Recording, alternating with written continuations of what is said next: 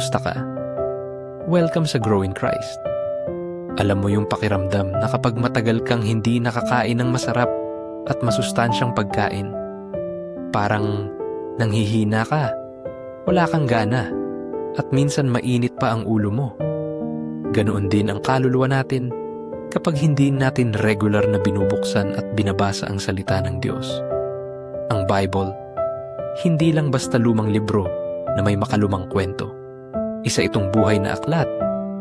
May kapangyarihang baguhin ang puso, palakasin ang pananampalataya, at bigyan tayo ng direksyon sa araw-araw. Pero paano natin mararanasan yun kung tuwing linggo lang natin ito naririnig, tapos limot na agad kinabukasan? Consistent na Bible study ay parang exercise. Hindi sapat ang isang beses lang, kailangan araw-araw kahit paunti-unti para lumago ang ating spiritual muscles. Kapag may problema tayo, mas malinaw natin maririnig ang boses ng Diyos dahil familiar na tayo sa Kanyang mga salita.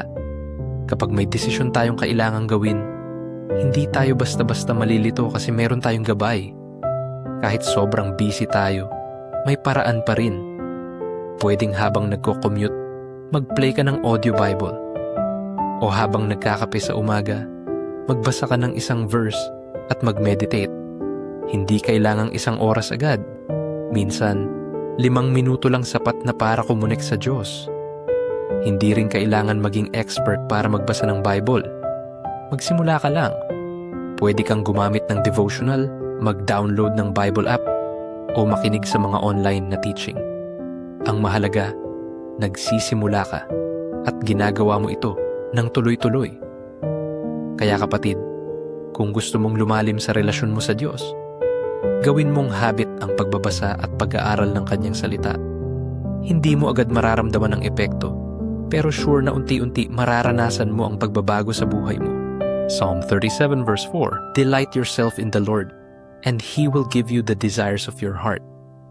Kapag nakita ni Lord na patuloy mo na binabasa at minamahal mo ang salita sa kabila ng pagiging busy, at minsan, hindi mo naiintindihan ang Kanyang salita, pero nagpapatuloy ka pa rin, maniwala ka kapatid, unti-unti niya bubuksan ang puso at isipan mo para maunawaan mo ang Kanyang salita.